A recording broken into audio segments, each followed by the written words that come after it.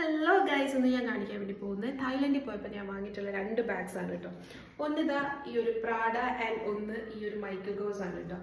നമ്മുടെ ബ്രാൻഡഡ് ബാഗ്സിൻ്റെ ഒക്കെ കോപ്പീസ് ഇഷ്ടം പോലെ പുറത്ത് കിട്ടും, ഒരുപാട് കിട്ടും കേട്ടോ. അപ്പോൾ ഞാൻ ജസ്റ്റ് ഒന്ന് എങ്ങനെ ഉണ്ട് എന്ന് അറിയാൻ വേണ്ടി ഒന്ന് പർച്ചേസ് ചെയ്ത് നോക്കിയതാണ്.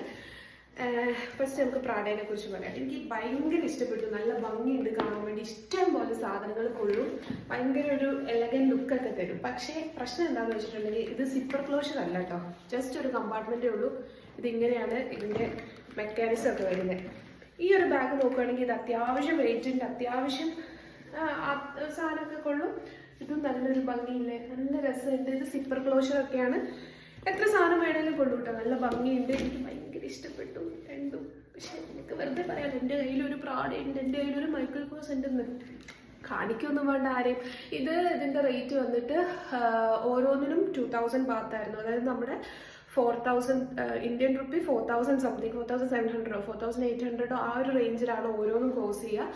പക്ഷേ നമുക്ക് ജസ്റ്റ് ഒന്ന് ക്യാഷ്വൽ സാധാ ബാഗ് പോലെ വാങ്ങി വെക്കാം, അത്രേ ഉള്ളൂ. പക്ഷെ എനിക്ക് ഭയങ്കര ഇഷ്ടപ്പെട്ടിട്ട് ശരിക്കും ഇത് ഞാൻ വേറെ ഒരാൾക്ക് കൊടുക്കാൻ വേണ്ടി വാങ്ങിയതായിരുന്നു. പക്ഷേ ഇതിൻ്റെ ഭംഗി കണ്ടപ്പോൾ ഞാൻ ആർക്കും കൊടുത്തില്ല, ഞാൻ തന്നെ എടുത്തു. അപ്പോൾ ഇത് രണ്ടുമാണ് ഇന്നത്തെ വീഡിയോ. അപ്പോൾ ബൈ.